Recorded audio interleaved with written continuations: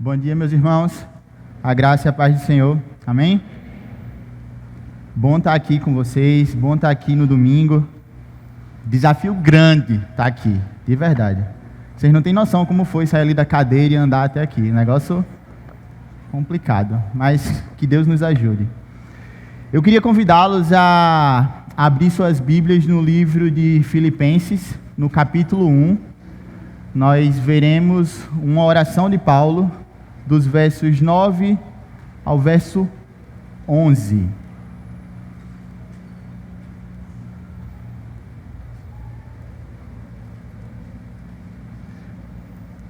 Eu queria dizer para vocês que uma das partes mais complicadas de preparar esse sermão foi preparar a introdução do sermão. Porque eu não sei se vocês já perceberam que tem uma cultura aqui na igreja, que os pregadores muitas vezes utilizam os filhos na introdução. Não é não, pastor? Só que meu filho ainda não nasceu. Matias ainda não nasceu. E aí eu fiquei pensando, eu fiquei matutando aquilo. O que é que eu falo? Meu Deus, como é que eu uso Matias para falar na introdução? Foi difícil, mas acho que deu certo, de alguma forma. Eu tenho aprendido algumas coisas desde que eu e Bianca descobrimos a gravidez dela, descobrimos a vinda de Matias. Uma dessas coisas que temos aprendido é sobre oração. Talvez Matias seja a pessoa por quem eu mais orei na minha vida, e ele nem nasceu ainda. Mas eu tenho orado por ele, nós temos orado por ele, e talvez vocês consigam imaginar que tipo de oração que nós temos feito por ele. Para que ele cresça bem, para que ele se desenvolva forte, saudável, para que saibamos educá-lo e instruí-los nos caminhos do Senhor. São orações comuns de pais aos seus filhos, pelo menos eu espero que sejam orações comuns de pais aos seus filhos. Mas recentemente, eu também me peguei pensando sobre orar para que ele não só seja alcançado pela graça salvadora de Jesus, mas para que ele também cresça em maturidade e em santidade. Desde já eu já tenho orado por isso. E eu penso que é uma oração parecida com essa que nós devemos fazer, não só pelos nossos filhos, mas também pela nossa igreja local, também por nossos irmãos em Cristo. Eu te convido agora a ler apenas esses 3 versos da oração de Paulo que iremos refletir hoje. O verso 9 diz o seguinte: esta é a minha oração, que o amor de vocês aumente cada vez mais em conhecimento e em toda percepção, para discernirem o que é melhor, a fim de serem puros e irrepreensíveis até o dia de Cristo, cheios do fruto da justiça, fruto que vem por meio de Jesus Cristo, para a glória e louvor de Deus. Soberano Deus e eterno Pai, nós te agradecemos pelo teu dia, Senhor. Te agradecemos porque podemos estar aqui em comunhão e podemos te cultuar. Que o Senhor nessa manhã me ajude a ser fiel ao Evangelho, me ajude a colocarmos em prática aquilo que aprenderemos hoje. Me ajuda, Pai, porque com as minhas próprias forças eu não sou capaz. Eu dependo do teu auxílio, dependo do auxílio do Espírito Santo. Que essa mensagem possa ser uma bênção para os meus irmãos, como tem sido para mim durante toda essa semana preparando. É assim que eu te oro e te agradeço, em nome de Cristo Jesus. Amém.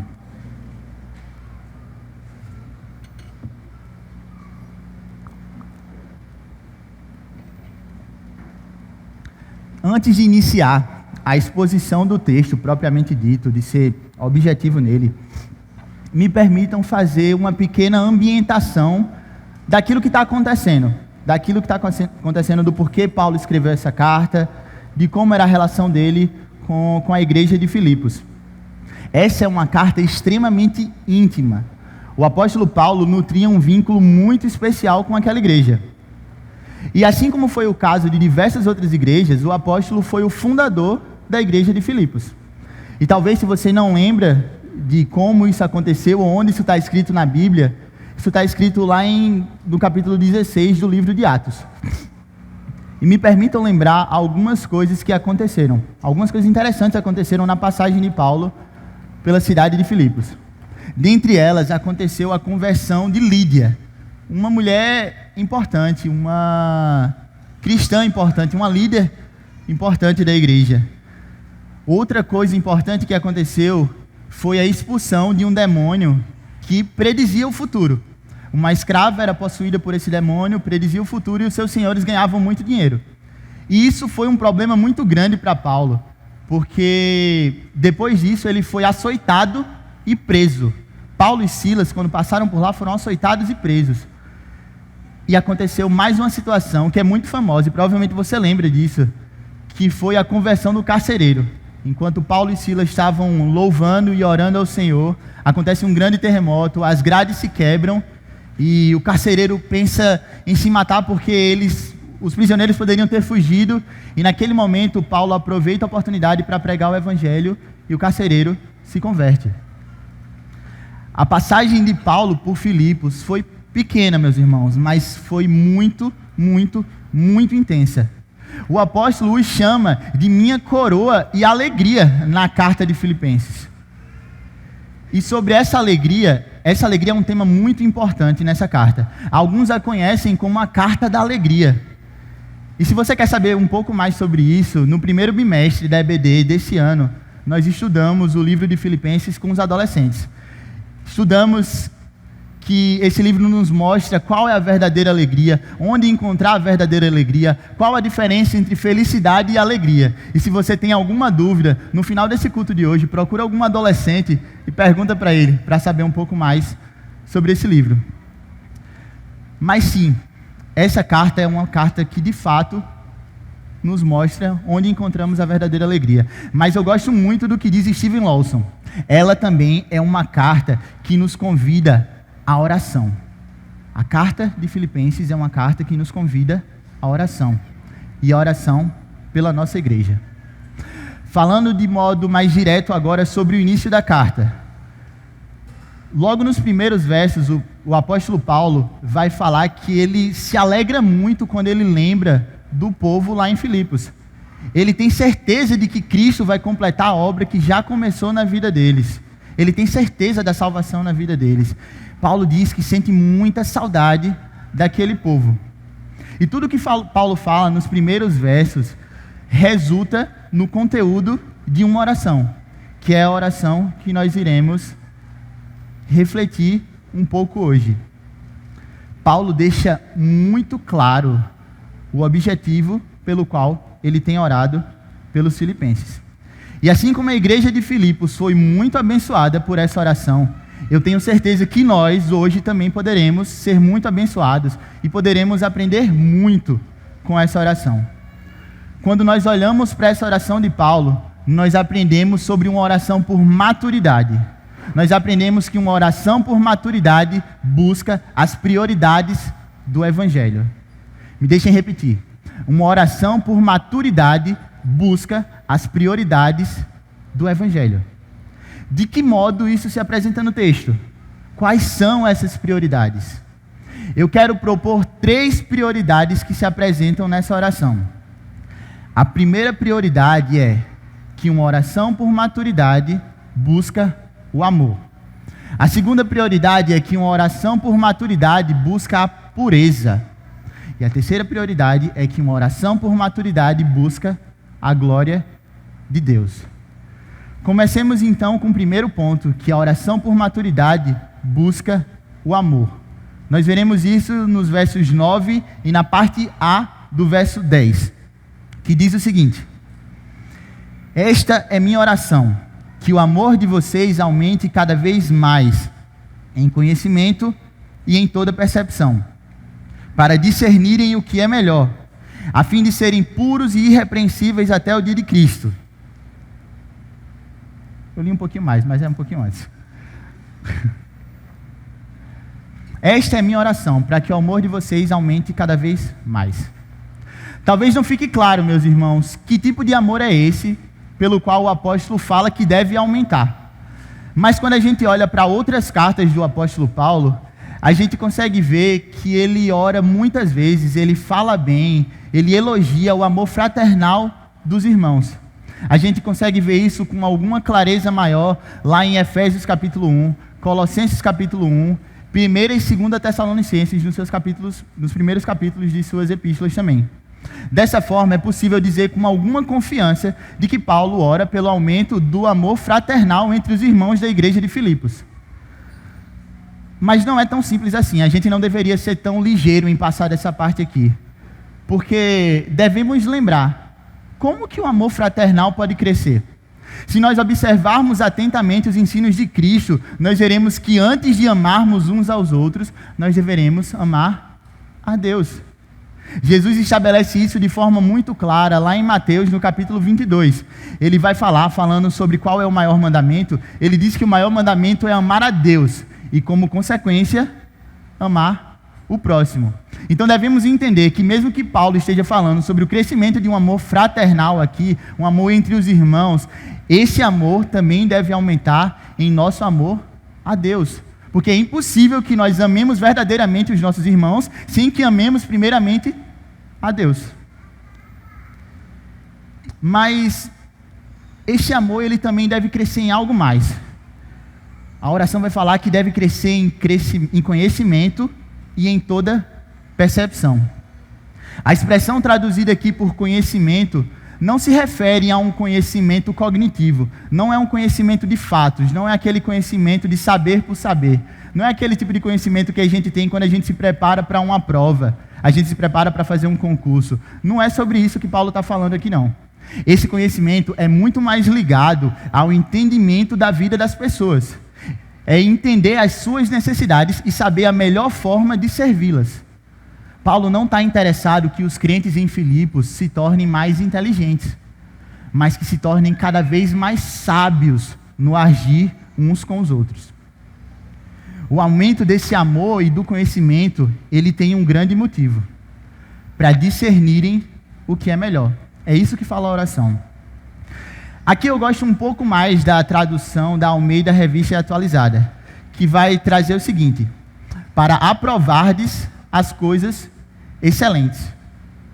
O termo aqui utilizado para aprovarem as coisas excelentes é um termo que remetia a um método antigo de saber o verdadeiro valor de um metal precioso ou de uma moeda. Talvez você não lembre disso, mas me deixe lembrar. Antigamente, na época lá do Império Romano, não tinham impressões de moedas. O dinheiro era por pedras preciosas ou moedas mesmo, de prata, de bronze, de ouro. E as pessoas tinham um método para saber se aquela moeda, aquele metal, de fato atendia a algumas especificações que elas deveriam atender. Então, era sobre isso. Era para saber se atendia aquilo que se esperava. Era para saber qual era o seu verdadeiro valor. Era uma forma de saber se aquele metal atendia as especificações do que era melhor para ele. A oração de Paulo era uma oração, sobretudo, por discernimento espiritual também. Por discernimento em saber como agir com os nossos irmãos. E também vale a pena pontuar que esse amor e esse conhecimento, eles andam juntos.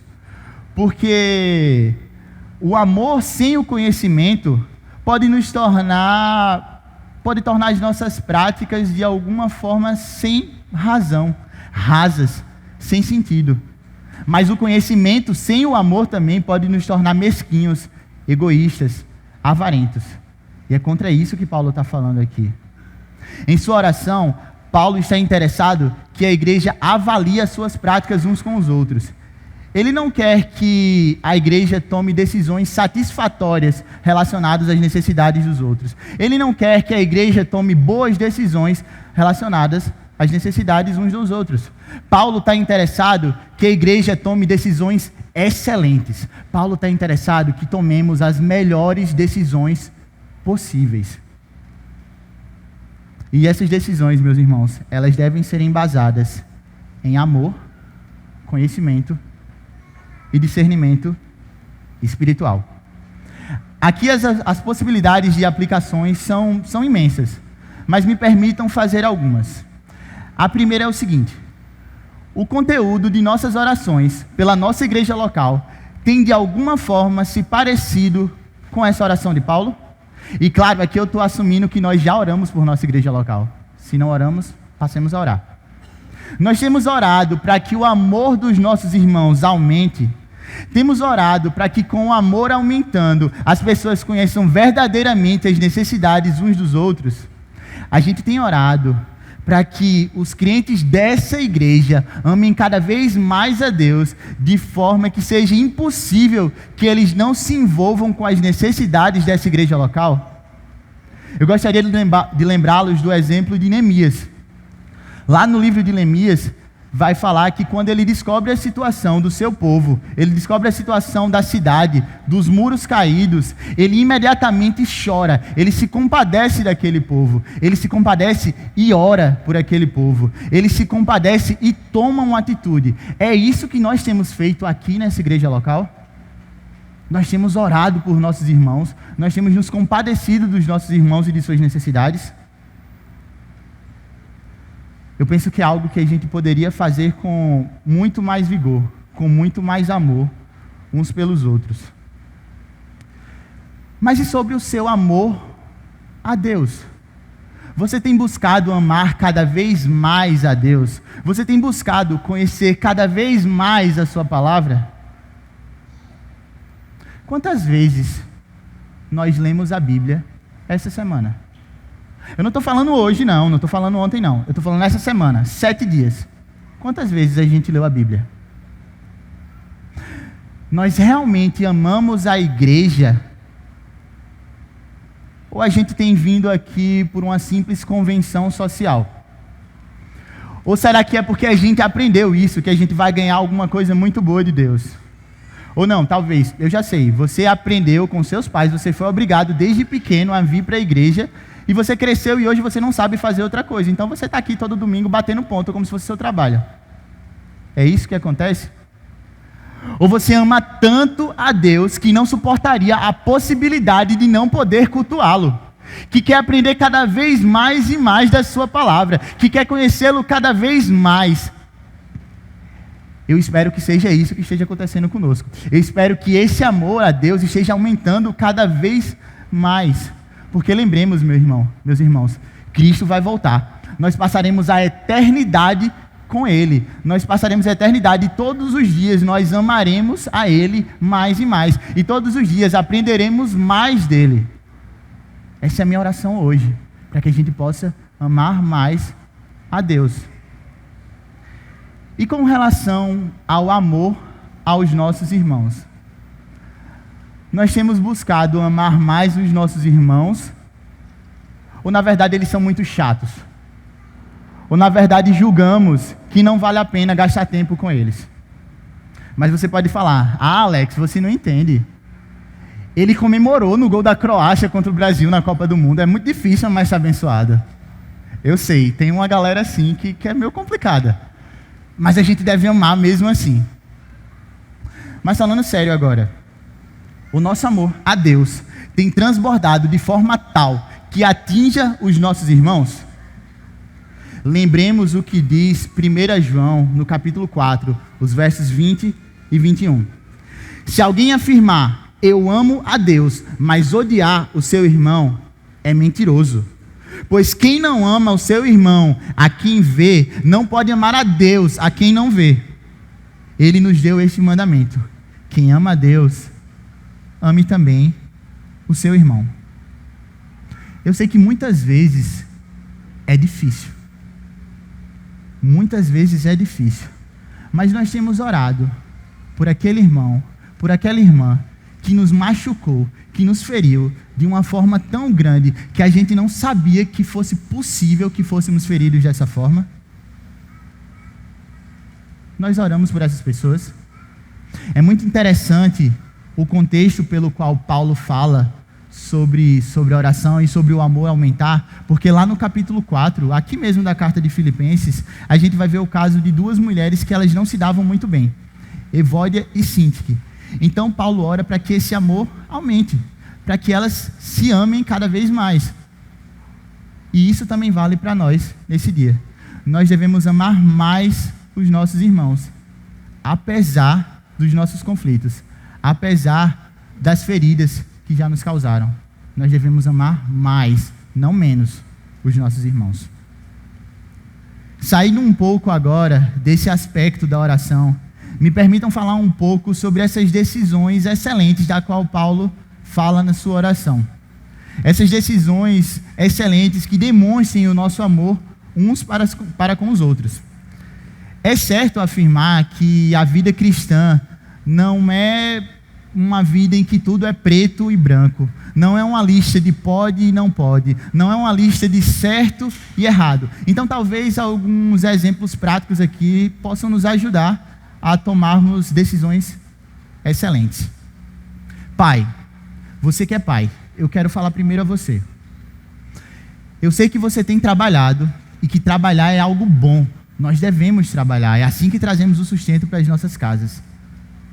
Mas a forma que temos trabalhado e a quantidade que temos trabalhado tem feito com que a gente perca o nosso tempo com os nossos filhos. A forma que temos trabalhado tem feito com que a gente perca tempo com a nossa esposa, com que a gente abdique de tempo, de momento devocional a Deus. Quando foi a última vez que você pegou o seu filho e fez uma devocional e o exortou? Você sabe o que está acontecendo na vida do seu filho? Trabalhar é algo bom. E nós devemos. Mas trabalhar dessa forma é uma decisão excelente? É a melhor decisão possível?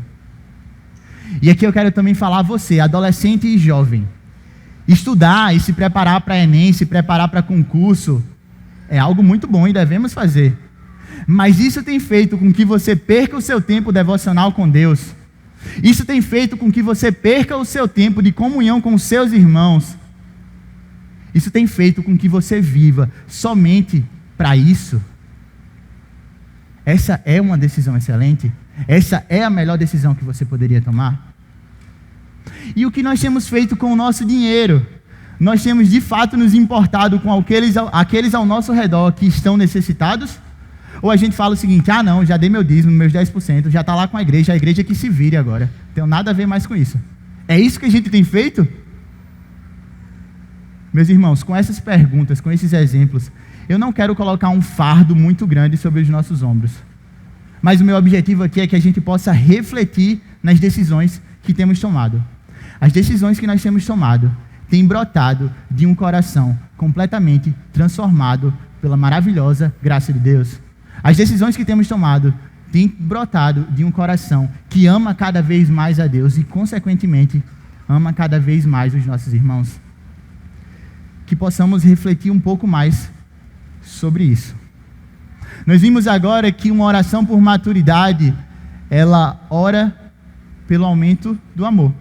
E em segundo lugar, veremos que uma oração por maturidade, ela também busca a pureza.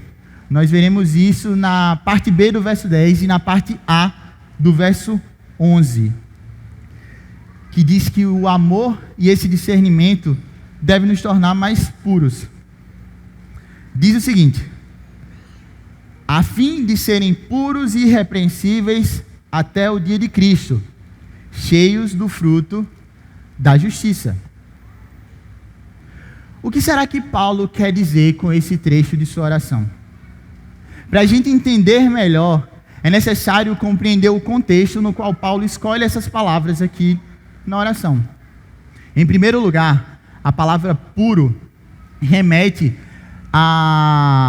se origina de dois termos, sol e julgar. E aí você me pergunta, o que é que puro tem a ver com sol e julgar?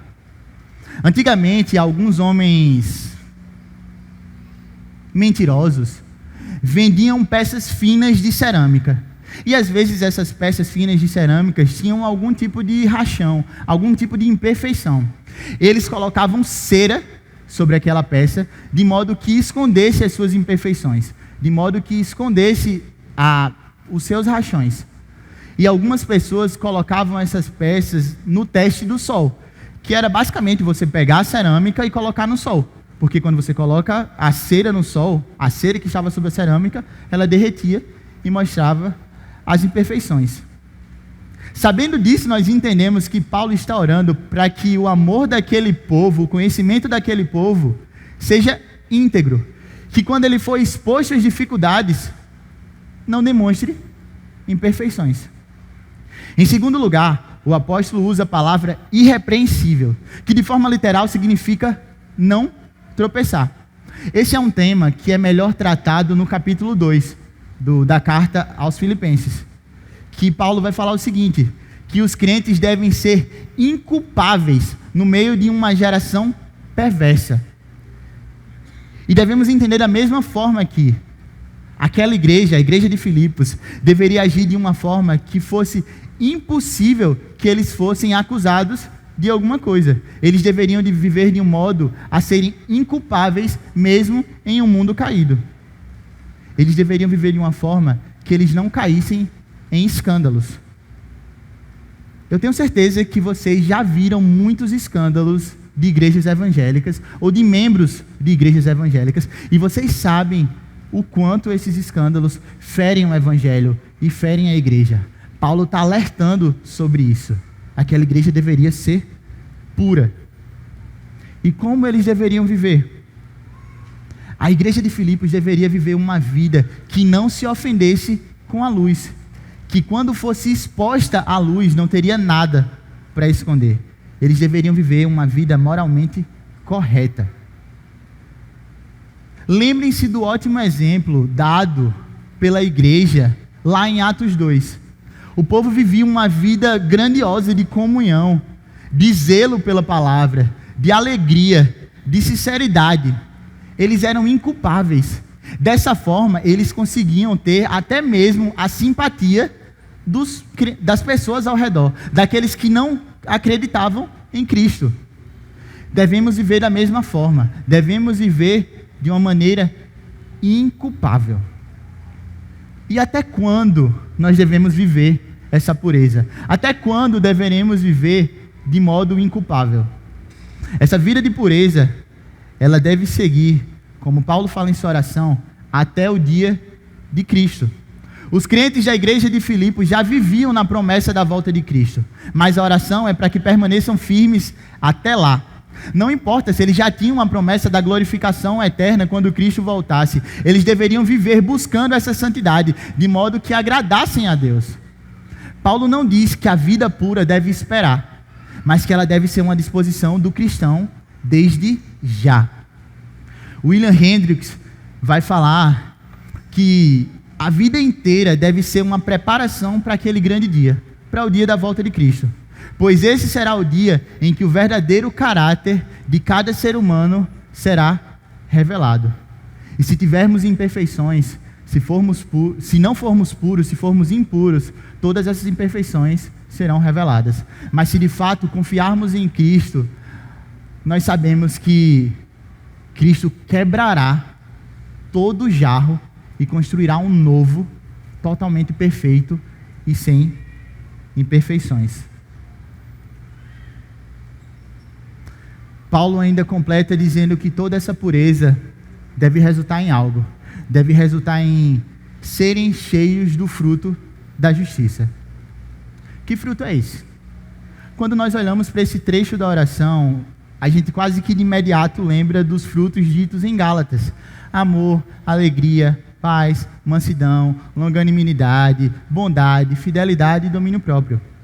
Certo autor vai dizer que esse fruto da justiça é a vida de Cristo se manifestando na vida dos crentes. De forma simples, é a nossa vida cristã. E a pergunta que fica é: como nós vivemos essa vida cristã?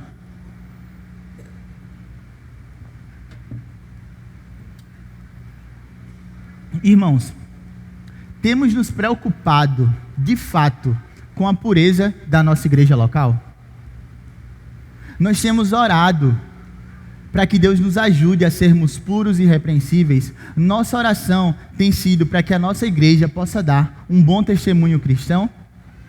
Ou será que a nossa oração tem sido apenas para que a gente prospere e aumente os recursos dessa igreja?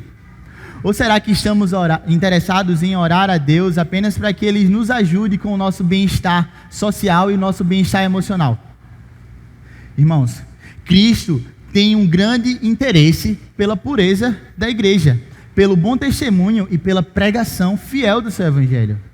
Se Ele quiser nos dar bons recursos e uma vida tranquila, glória a Deus. Se Ele não quiser e vivermos uma vida atribulada e cheia de dificuldades, glória a Deus também. O que não muda nessas duas situações é que a igreja deve ser pura e irrepreensível. Não pode ser possível que nos acusem de nada. Pode ser que nos persigam, mas nos acusar de algo não deveria ser possível. Nós devemos orar continuamente por isso. E o que diríamos se as nossas vidas fossem expostas aqui na frente, nesse telão? Eu não sei se isso já aconteceu com você, mas quando eu era mais novo, eu achava que quando Jesus voltasse, Ele ia passar toda a nossa vida num telão, ia mostrar tudo, as coisas boas, os pecados, tudo. Não sei se já passou isso na sua cabeça, mas na minha já. Mas vamos utilizar essa ilustração aqui. Se as nossas vidas passassem aqui agora, qual seria a nossa reação? Nós ficaríamos tranquilos, pois somos irrepreensíveis, inculpáveis, ou morreríamos de vergonha? Paulo ora para que não seja possível que nos acusem. Precisamos buscar essa santidade, essa pureza para ontem. Nós temos responsabilidade pela santidade. É verdade que Deus nos dá a sua salvação de graça, mas a nossa santidade deve ser desenvolvida todos os dias até que Cristo volte e complete essa obra que começou em nossas vidas. Até lá, que lutemos para sermos santos, puros e irrepreensíveis. Líder de pequeno grupo, quando foi a última vez que você gastou algum tempo orando pela pureza e santidade do seu PG? Nós oramos tanto para que o PG cresça, oramos para que algum irmão consiga emprego, nós oramos por cura, oramos por aqueles irmãos que têm faltado, mas por vezes eu penso que esquecemos de orar pelo crescimento espiritual e pela maturidade dos membros dos nossos PGs. Todos esses motivos que eu citei anteriormente são bons motivos, são dignos de oração, mas não podemos esquecer de orar pela pureza, pois Deus está extremamente interessado nesse tema. A minha sugestão é que a gente gaste algum tempo orando por esse grande motivo.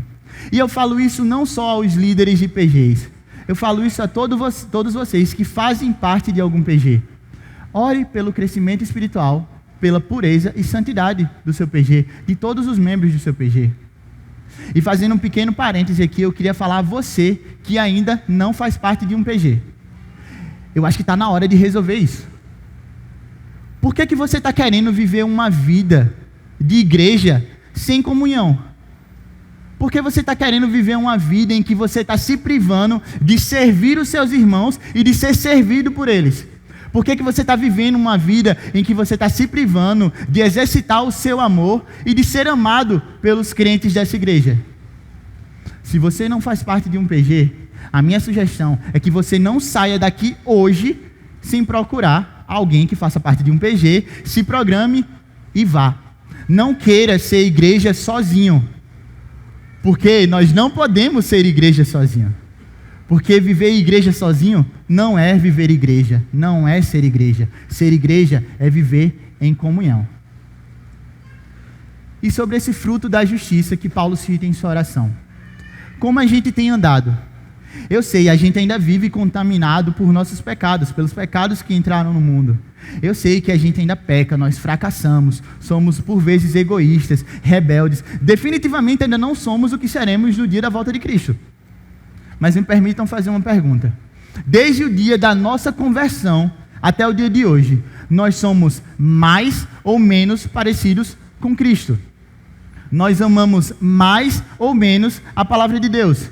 Nós estamos nos tornando mais amáveis, gentis, pacientes e perdoadores? Ou na verdade estamos mais estressados, ranzinhas, avarentos, egoístas e impacientes? O que tem acontecido conosco? Somos mais parecidos com Cristo? Eu penso que essa avaliação é uma avaliação que podemos fazer de forma contínua em nossas vidas.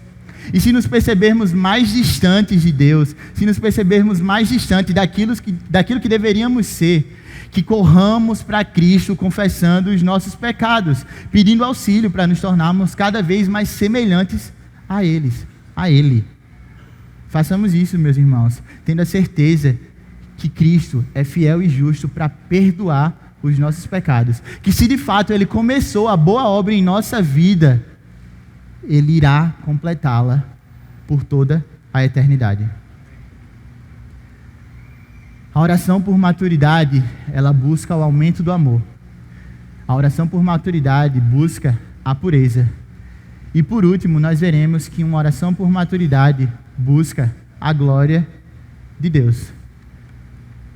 Veremos isso na parte B do verso 11, que diz o seguinte sobre esses frutos da justiça. Esses frutos da justiça, eles vêm por meio de Jesus Cristo, para a glória e louvor de Deus. Depois de orar para que o amor aumente, e orar para que sejamos puros e tomemos boas decisões, as melhores decisões possíveis, Paulo agora nos coloca no nosso lugar. É possível que alguns crentes lá de Filipos, eles pudessem de alguma forma se vangloriar um pouco, porque eles eram uma igreja de alguma forma exemplar. Eles cuidavam bem dos seus irmãos. E talvez eles pudessem cair nesse pecado, que é um pecado que nós podemos cair também. Às vezes a gente pode querer a glória para a nossa própria vida. No entanto, Paulo começa esse último trecho da oração afirmando o seguinte, sobre aquele fruto da justiça, do segundo ponto. Esse fruto da justiça vem por meio de Jesus Cristo. É como se Paulo olhasse para aqueles crentes e dissesse: meus irmãos, a minha oração é para que vocês cresçam de fato em santidade e maturidade espiritual. Lutem por isso, isso é bom, mas entendam que isso não vem de vocês. Vocês não vão conseguir com suas próprias forças, pois isso vem de Cristo. Vocês não são mais do que aquilo que vocês acham que são. Em Lucas, no capítulo 17, verso 10, Jesus vai dizer que um servo não deve se orgulhar demais por fazer aquilo que o seu Senhor manda. Então a gente não deve se orgulhar por fazer aquilo que Cristo manda. Em Efésios 2, no verso 10 também, depois de falar que a salvação é por graça e não por obras, para que ninguém se glorie, Paulo afirma que nós já fomos preparados para as boas obras pelo próprio Deus. Não é por nós, não é por nossa força, é por Deus. É Ele que prepara as boas obras. Ao final de sua oração, Paulo fala o motivo de tudo isso. O motivo de tudo isso que ele falou em toda a sua oração. De todo esse aumento do amor, amadurecimento espiritual, frutificação. Tudo isso deve ser feito para a glória e louvor de Deus. Meus irmãos, aqui Paulo nos tira do nosso olhar autocentrado e mostra para onde nós devemos olhar, por meio de quem e para quem nós devemos viver. Paulo nos destrona, tira o nosso próprio eu do reinado e coloca aquele que é único e digno desse reinado, o próprio Deus. No capítulo 10 da primeira carta de Paulo aos Coríntios, ele vai dizer que seja comendo, bebendo, fazendo qualquer outra coisa, nós devemos fazer isso para a glória de Deus, não é para a nossa glória. O alerta de Paulo aqui também é sobre motivações. Afinal, lembremos um pouco de como era a igreja de Filipos. Era uma igreja extremamente atuante. Paulo se alegrava com aquela igreja, ele sentia saudade daquele povo. Paulo também comenta que eles eram participantes da graça junto com ele. Os filipenses constantemente ofertavam na vida de Paulo. Seja em perseguição ou não, eles se mantinham fiéis ao evangelho. Era uma igreja exemplar. E de alguma forma poderia cair no erro de querer pelo menos um pouquinho da glória para si. É por isso que Paulo enfatiza: toda a boa obra que vocês fazem, tudo que vocês fazem de bom, é para o louvor da glória de Deus. Aqui lembramos imediatamente da primeira pergunta do Catecismo de Westminster: qual é o fim supremo e principal do homem? Glorificar a Deus e alegrar-se nele eternamente. Nós já fomos criados para a glória de Deus. Mas notem que não são duas respostas diferentes. Nós devemos glorificar a Deus, mas a nossa finalidade também é se alegrar em Deus. Essas duas coisas não são de modo algum separadas. Piper vai dizer que Deus é muito mais glorificado em nós quando nós estamos mais satisfeitos nele. E o que era estar satisfeito em Deus? Estar satisfeito em Deus significa amá-lo e conhecê-lo cada vez mais, porque aquilo de mais precioso que nós poderíamos ter é o próprio Deus. E olha que legal, Ele se deu a nós. Como não glorificar esse Deus maravilhoso? Como não se alegrar nesse Deus maravilhoso? Gente, quais têm sido as nossas verdadeiras motivações? a quem nós estamos adorando e rendendo glória. Talvez a nossa adoração e a nossa glorificação esteja sendo ao nosso próprio eu. Talvez estejamos ajudando aquele irmão da igreja, mas a gente está fazendo isso só porque a gente se sente bem. Porque no final das contas vai dar uma sensação legal. Me sinto bem por ajudar alguém. Talvez achemos que somos tão poderosos que podemos até mesmo barganhar com Deus. É como se a gente olhasse e falasse: Deus, eu estou vendo a necessidade daquele irmão, eu posso ajudar, eu vou lá ajudar. Mas em troca eu queria um carro novo. Eu queria um namorado, uma namorada. Eu queria mudar de vida, um emprego novo. Eu queria a cura do meu familiar. A gente acha que pode barganhar com Deus e não podemos. Talvez estejamos adorando outras pessoas.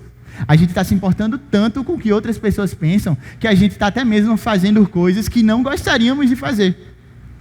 Talvez até estejamos fazendo coisas boas. Talvez participemos do ministério infantil.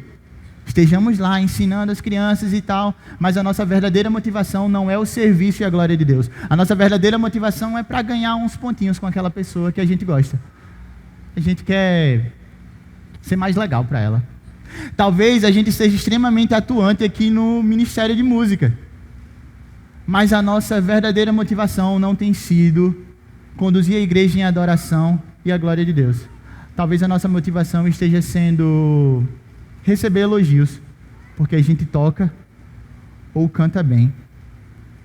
Absolutamente não importa se o que estamos fazendo parece bom aos olhos dos outros. Se a nossa motivação não estiver centrada em glorificar a Deus, estamos errando e pecando contra Ele, pois estamos dividindo a sua glória, e a glória de Deus não pode ser dividida. Ele vai falar em Isaías capítulo 42, verso 8, o seguinte: eu sou o Senhor, esse é o meu nome, não darei a nenhum outro a minha glória. Tudo que nós fazemos deve ser para a glória de Deus. Nem um pouquinho da glória deve ser nossa ou de outra pessoa ou de outra coisa. A glória deve ser única e exclusivamente de Deus. Mas também como é que anda o nosso contentamento, a nossa satisfação em Deus, a nossa alegria em Deus? Nós estamos satisfeitos com aquilo que Ele tem nos dado, ou estamos vivendo uma vida de reclamações e de murmurações? Eu sei que a vida não está fácil, eu sei que a vida não é fácil. Infelizmente ainda sofremos as consequências do pecado que entrou no mundo. Mas de verdade, vocês sabem onde nós deveríamos estar agora? Nós deveríamos estar no mais profundo inferno, o mais distante de Deus possível, o mais distante do cuidado de Deus. Será que de fato nós temos motivos para viver uma vida de reclamação e de murmuração? Ainda no livro de Filipenses, no capítulo 4, Paulo vai dizer que sabe o que é viver com fartura. Ele também sabe o que é viver com dificuldades. Ele sabe o que é estar bem alimentado e sabe o que é passar fome. Mas ele descobriu uma coisa grandiosa. Ele descobriu o segredo do contentamento. E ele declara: tudo posso naquele que me fortalece. E algumas pessoas vão interpretar isso de uma forma muito estranha, vão colocar nos para-brisas do carro, no caminhão lá, e é como se elas pudessem fazer de tudo, elas pudessem roubar, mentir, elas pudessem enganar, tudo isso para proveito próprio, porque elas tudo podem naquele que fortalece elas. Mas não é sobre isso que Paulo está falando. Paulo está dizendo que pode suportar qualquer situação de vida, ele pode suportar qualquer sofrimento, qualquer prisão, porque Cristo o sustenta.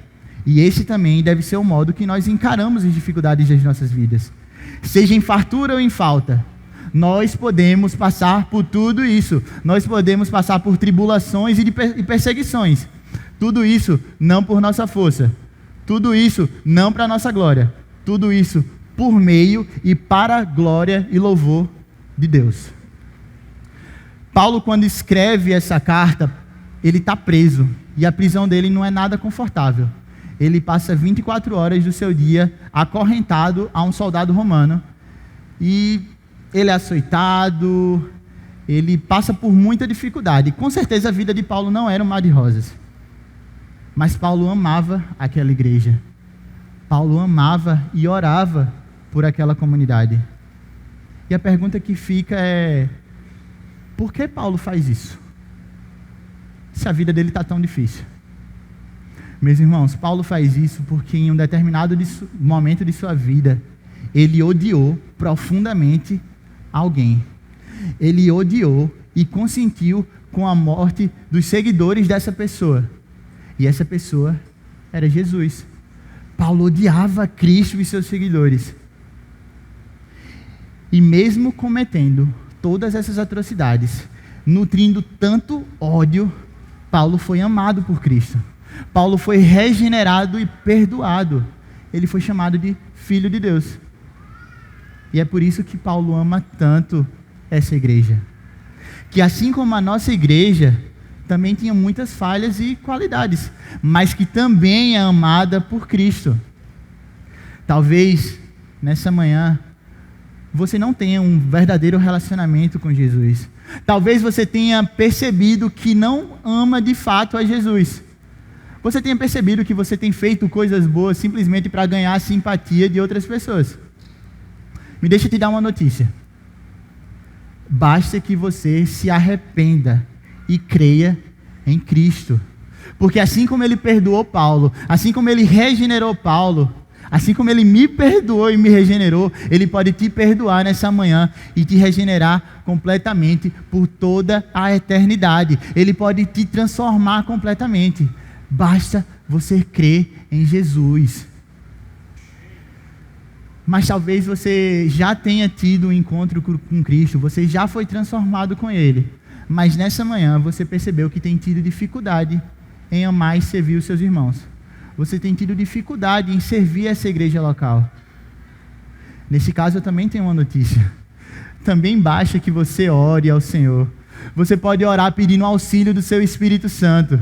Faça isso com a certeza, a mais absoluta certeza, que se Jesus começou a boa obra em sua vida, Ele vai completá-la até o final.